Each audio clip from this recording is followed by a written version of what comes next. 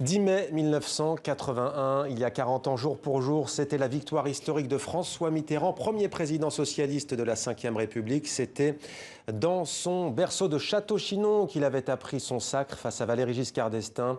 Et ce soir du 10 mai, le peuple de gauche, comme on disait, comme on dit encore parfois, célébrait son accession au pouvoir. Yann Morvan a immortalisé l'événement. Il est notre invité. Bonsoir. Bonsoir. Vous êtes photojournaliste, reporter, vous racontez cette année 1981 dans un magnifique ouvrage avec bien entendu une centaine de clichés, pour la plupart inédits d'ailleurs, que vous aviez pris à cette époque. C'est aux éditions Edicence. Alors 10 mai 1980, disons-le, de très nombreux Français savaient précisément ce qu'ils faisaient ce jour-là, ce soir-là, soir d'élection. Vous faisiez tout simplement votre travail. Ça s'est pas passé comme ça exactement. Je suis arrivé de Londres, puisque j'étais en Irlande du Nord pendant 15 jours. Et je suis arrivé à Paris à l'agence, c'était une agence de presse internationale.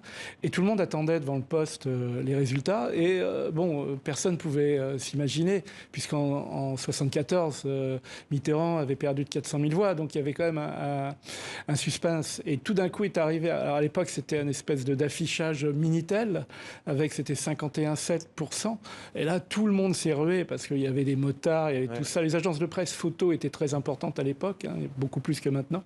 Donc tout le monde s'est rué, évidemment, à Solferino, à l'Élysée, dans les lieux où étaient les QG, comme on dit, les états-majors. Vous choisissez de faire un autre choix, éditorial. Moi, on me dit, écoute, tu vas aller à la Bastille, parce que, je dis ça, c'est formidable, parce que la Bastille, c'est le symbole de la Révolution. Donc, c'est 1789, et ils m'ont dit, tu vas voir ce qui se passe. Et j'étais à la Bastille, et là, il devait être 20h10, 20h15. Et là, voilà, ce sont ces images que l'on voit à l'écran. Et tout le monde a commencé à s'agglutiner. Il y a eu une espèce de... Les voitures arrivaient, klaxonnaient. Le point levé, parfois, les drapeaux brandis, la rose aussi, forcément. Des drapeaux rouges, des gens de toutes les couleurs. Et c'était quand même un moment d'effervescence assez incroyable. Un peu Coupe du Monde 98 vers la fin, quoi. Il y avait cette espèce d'engouement de...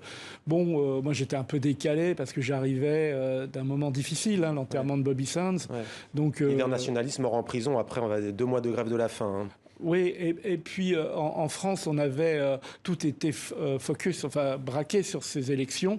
Et j'étais un peu... et peut-être ça m'a aidé d'ailleurs de faire des images un peu avec cette distance. Alors comment on construit cet ouvrage? On a une photo, c'est agrémenté d'une légende signée de vos mains. Et puis il y a aussi, bien entendu, des témoignages. La préface signée Hubert Védrine. On a Robert Badinter, bien évidemment, qui aura joué un grand rôle, puisque c'était le début d'une nouvelle ère, en fait. Oui, l'abolition de la peine de mort, les droits des femmes. Ça avait commencé quand même déjà. Parce que moi j'ai commencé à faire ce métier en 74. Donc il y a déjà eu du changement, même sous Giscard. Giscard était un président qui n'était pas, disons, gaullien. Moi j'ai été à l'école avec... Ces combats qui se sont joués là, pardon de vous couper, parce que la photo est quand même saisissante. Robert Badinter, les bras croisés, les portraits de François Mitterrand, vous en faites peu. Mais qu'est-ce que vous essayez de capter? Badinter, c'était quand même quelque chose d'incroyable. La peine de mort, il y avait très peu de condamnés à mort à l'époque. Mais c'était tellement symbolique, surtout d'une démocratie, la France qui était peut-être la dernière à appliquer la peine de mort, que c'était devenu...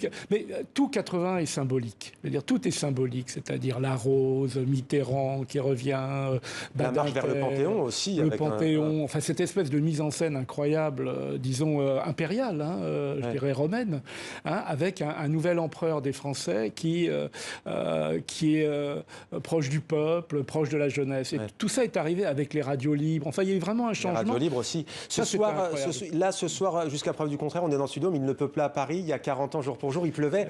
Et c'est drôle parce que vous revenez précisément de la place de la Bastille. Oui. Vos photos sont exposées sur cette place mythique. Oui, ils ont fait le tour, ça fait le tour. Il y a des gens là-bas ce soir? Écoutez, j'étais tout à l'heure, je suis parti, il devait être 16h, et il y avait des gens que j'avais côtoyés en 81. Un peu, qui n'avait pas vraiment changé. Les cheveux sont un peu plus blancs, quelques rides, mais finalement, j'ai vu Védrine qui est venu. Il y avait Glavany, l'ancien Premier ministre. Alors, François Hollande a fait une apparition très distinguée avec de nombreuses caméras. Il a fait le tour de l'exposition. Et tous ces gens-là, évidemment, ont évoqué les prochaines élections. Et bon, ça a été aussi un moment de commémorer le changement de 80, et puis une date qui est quand même historique, un peu comme 36. Alors. Ouais.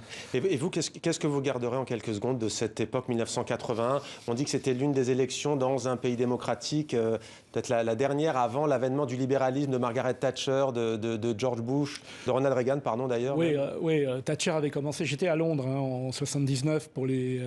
Enfin bon, j'avais suivi la politique anglaise. C'était quand même assez terrible ce qui se passait en Angleterre avant Thatcher. Thatcher, la dame de fer, avait, disons, remis de l'ordre, entre guillemets. Reagan est arrivé avec sa politique ultralibérale, donc les socialistes n'ont pas eu vraiment le choix en 83 de changer. Mais 81, c'est quand même, pour moi, ça a été une année, puisque j'ai commencé donc le 10 mai. J'ai terminé le 6 juin. Le 5 juin exactement au sommet de Versailles. Je suis parti au Liban pour 4 ans, pendant la guerre. Et ça a été une année incroyable parce qu'il se passait des choses toutes les semaines.